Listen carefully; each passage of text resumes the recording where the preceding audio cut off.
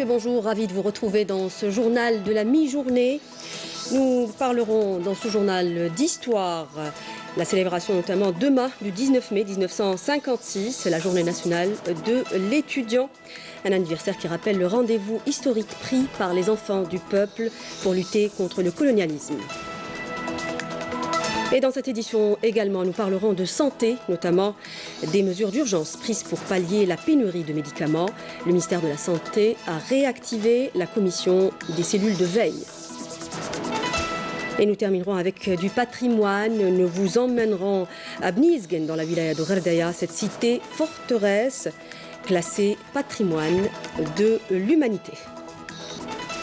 Bienvenue à tous. Je le disais à l'instant, nous célébrons demain la journée nationale de l'étudiant, 19 mai 1956, un anniversaire qui rappelle le rendez-vous historique pris par les enfants du peuple avec le destin d'une patrie pour braver les forces d'oppression du colonialisme et vivre enfin dans la dignité. Retour sur cette date avec Amir Nbesh.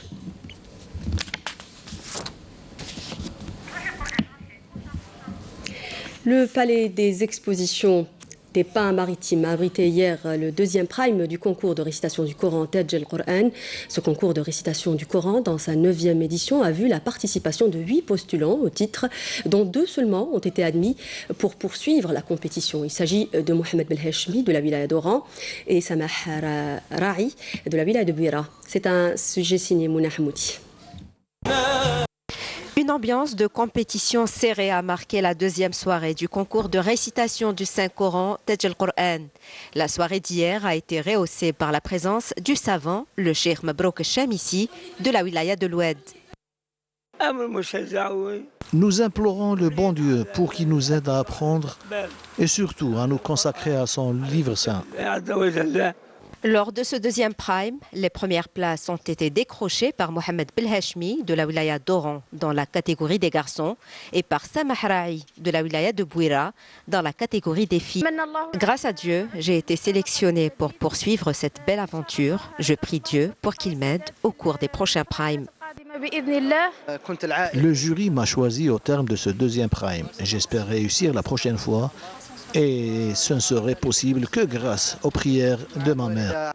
La compétition se poursuit pour ces candidats qui concourent pour le prix du grand gagnant de Taj al-Qur'an.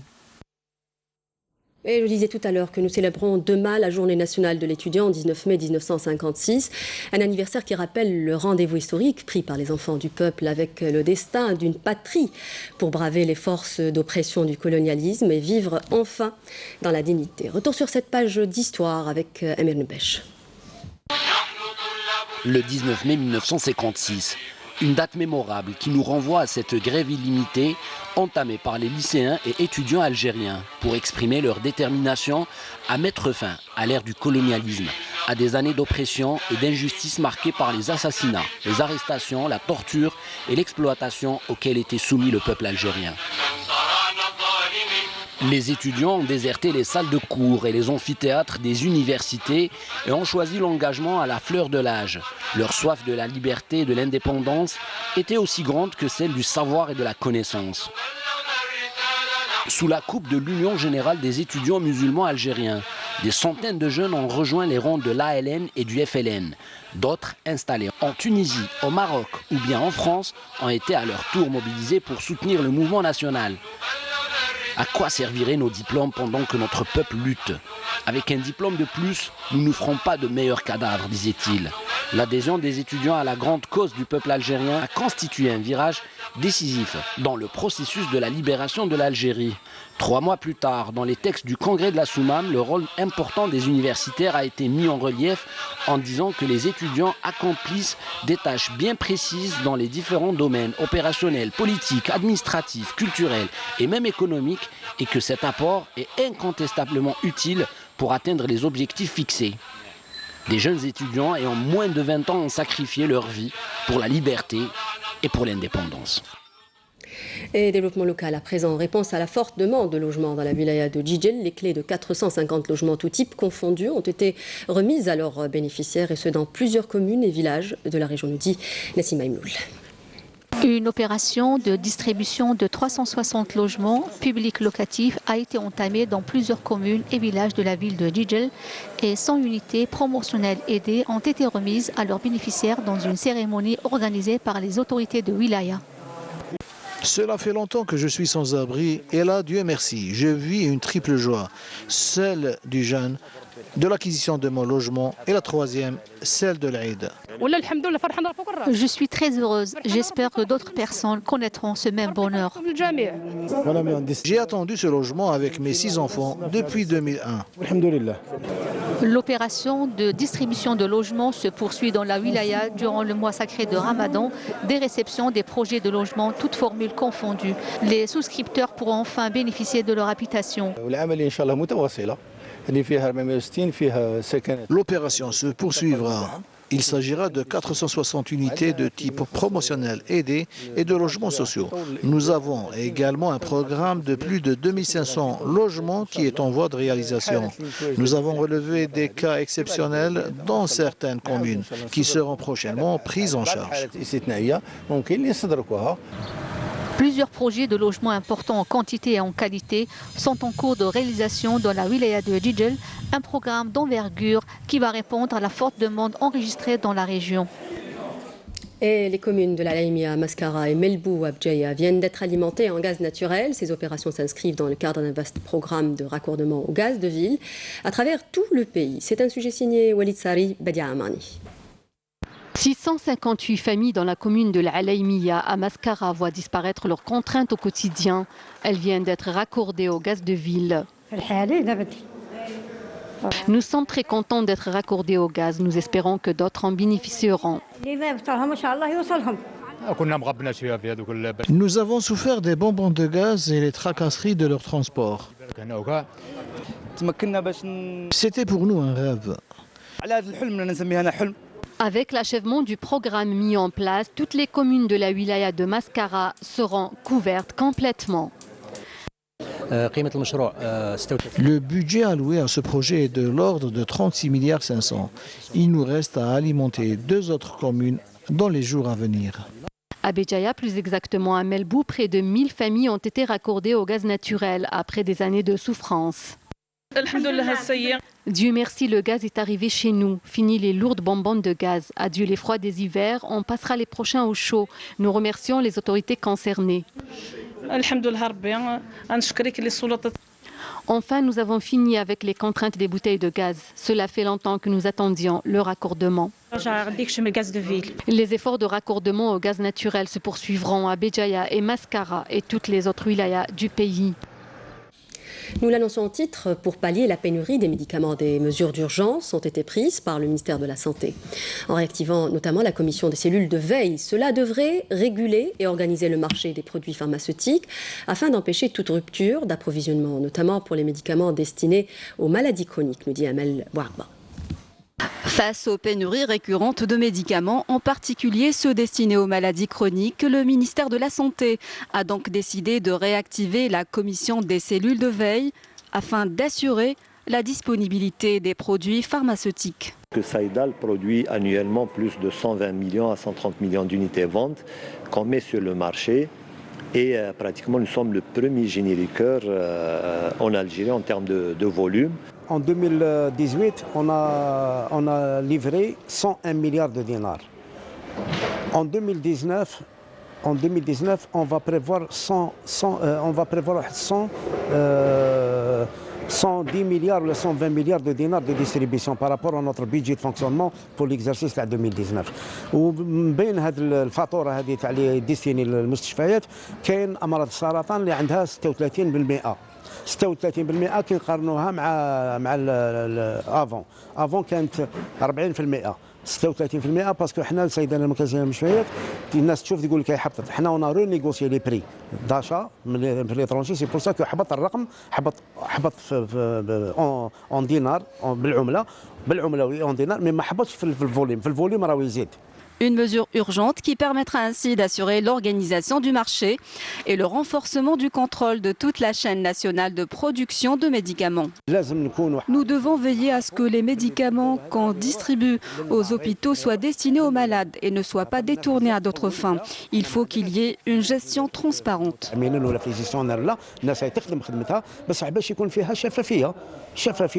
plus de transparence et en même temps une meilleure maîtrise parce que même حنا لابيسياج غدوه راح يساعدنا هذا السيستم باش نقدروا نعرفوا كيفاش نونتيسيبيو سير لي زاريفاج تاع الاختناق كي نعرف انايا واش كاين في المخزون في المستشفيات شحال عندهم المخزون وشحال عندي المخزون انا وشحال لازم نبلاسي باش نجيريو لا راسيوناليزاسيون دو لا ديبونس نجيريو لي دات دو بيرامبسيون نجيريو لو ترانسفير دو لا دوفيز نجيريو لا ديسپونيبيليتي beaucoup plus la meilleure prise en charge pour tous les malades algériens. Le ministère de la Santé prévoit également le recours à l'importation complémentaire de médicaments vitaux en cas de non-respect des engagements par les producteurs. Et à présent, l'actualité dans le monde, marquée par la dégradation de la situation humanitaire en Palestine et en Syrie. C'est un sujet signé Adel Boukhams. Un Palestinien a été blessé hier par l'armée de colonisation israélienne en Cisjordanie occupée, portant ainsi à 5 le nombre de Palestiniens blessés lors des agressions de l'occupant israélien, réprimant les manifestations dénonçant la colonisation et la réalisation du mur de séparation. Par ailleurs, l'UNRWA a annoncé avoir besoin d'un financement supplémentaire de 60 millions de dollars, sans lequel plus d'1 million de Palestiniens vivant à Gaza risquent de ne pas avoir assez de nourriture en juin. 2 responsables de l'ONU ont sonné l'alarme vendredi sur le risque d'une catastrophe humanitaire dans la province syrienne d'Idlib si les violences qui redoublent dans cette province depuis fin avril se poursuivent lors d'une réunion d'urgence du Conseil de sécurité. Selon ces responsables, ils sont près de 80 000 personnes qui n'ont nulle part où aller. Des forces et des partis politiques soudanais ont réitéré le refus de tout accord conclu entre le Conseil militaire de transition et les forces pour la liberté et le changement, estimant qu'il s'agit d'un accord bilatéral qui ne répond pas aux déclarations du CMT, selon lesquelles il adoptera une coopération stratégique au même pied d'égalité avec toutes les parties. Cette position intervient 72 heures avant la fin du délai annoncé par le Conseil militaire pour la reprise des discussions en vue de l'annonce d'un accord final. Les Nations Unies ont remis des pièces d'identité à plus de 250 000 Rohingyas réfugiés au Bangladesh après avoir fui les violences en Birmanie, pays qui ne leur reconnaît pas la nationalité birmane. Pour nombre d'entre eux, c'est la première fois qu'ils possèdent une pièce d'identité individuelle. Ce document doit leur permettre de retourner en Birmanie lorsque les conditions seront réunies pour le faire. Et à l'occasion de ce mois du patrimoine qui se termine aujourd'hui, nous continuons notre série de reportages. Cette fois à Bni Izgen, dans la wilaya de Ghardaya, cette cité forteresse classée patrimoine de l'humanité. La ville a su préserver et garder jalousement le timbre architectural typique de la région du Mzab. Souad Rakhroukh, reportage. Fascinante et sereine, la cité forteresse de Bni Izgen, Ezgen en Mozabite, est un joyau architectural édifié en 1347 par la communauté mozabite. En déambulant à travers les dédales d'Ursal, on a la sensation d'être interpellé par des fragments de l'histoire médiévale.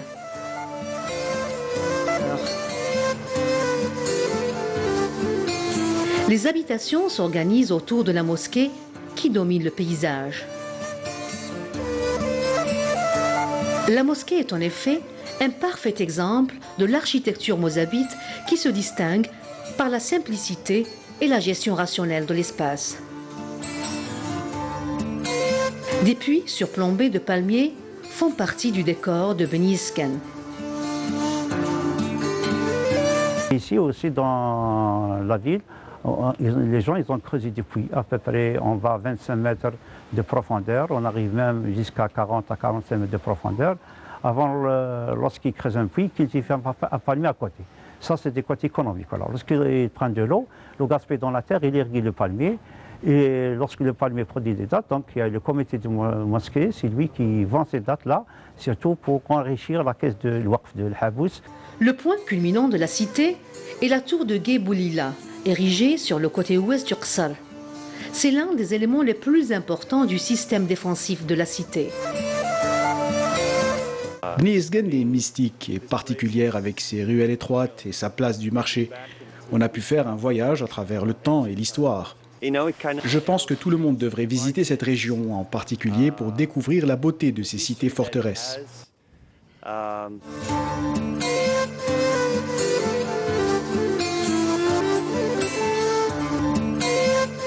Nous débouchons sur la place du marché de Bni Yezgen.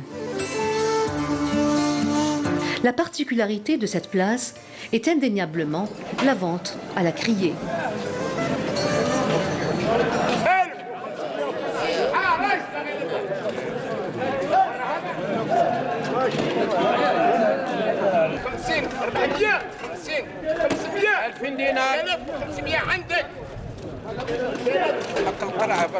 La vente se déroule selon les règles établies par le Conseil des Azzaba.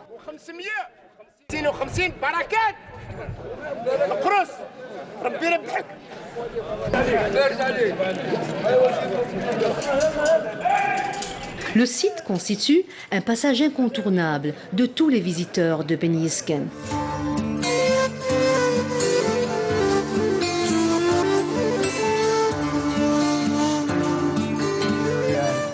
Ce qui m'impressionne encore, c'est bien l'architecture unique en son genre, marquée par des formes géométriques simples et classiques.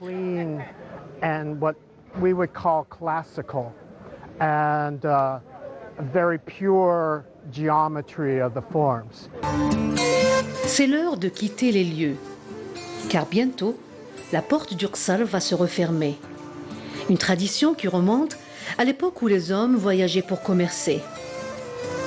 Ainsi, Bni Yezgen restait protégé des intrus et du temps qui passait. Très beau reportage. Le ramadan, c'est surtout ces longues veillées et ces soirées animées à Tindouf, au sud-ouest du pays. L'ambiance bat son plein en ce mois sacré. Des familles et des groupes d'amis sortent juste après les prières des Tarawih pour se divertir, notamment au niveau de la place des Martyrs, nous dit Badia Amani. Ici, dans la wilaya de Tindouf, l'heure est à la détente après une longue journée de jeûne sous une chaleur de plomb. Une fois le jeûne rompu et la prière des Tarawih achevée, des familles accompagnées de leurs enfants ou des groupes d'amis se dirigent vers la place des Martyrs, communément appelée Placeta, pour prendre du bon temps ou simplement se rafraîchir. Vous savez, à Tindouf, c'est la seule place où les gens peuvent se rendre en famille.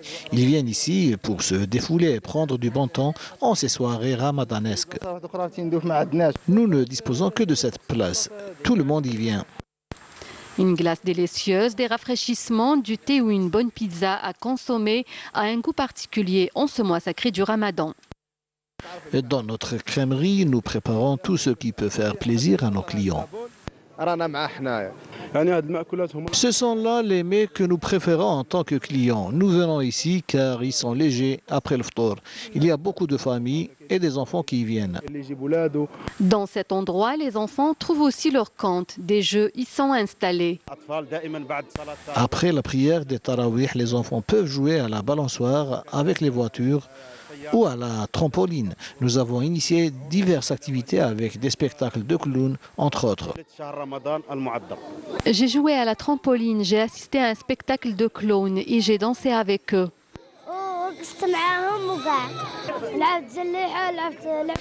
J'ai aimé les clowns et la trampoline. J'ai beaucoup joué. C'est là l'ambiance ramadanesque à Tindouf à laquelle sont habitués les habitants de cette wilaya. Et voilà qui nous emmène à la fin de ce journal. Merci de nous avoir prêté attention. Tout de suite, la météo de Fariel Chir. N'oubliez pas de nous rejoindre sur les réseaux sociaux. Sahatorkum, au revoir et à très bientôt.